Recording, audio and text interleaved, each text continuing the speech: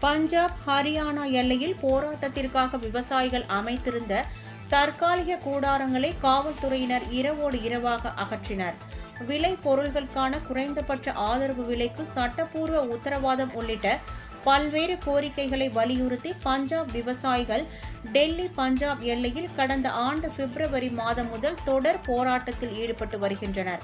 அதன் ஒரு பகுதியாக பஞ்சாப் ஹரியானா மாநில எல்லையான கனலரி சம்பு பகுதியில் விவசாயிகள் தற்காலிக கூடாரம் அமைத்து போராடி வந்ததால் அந்த எல்லை பகுதிகள் மூடப்பட்டு அங்கு போக்குவரத்து பாதிக்கப்பட்டு வந்தது.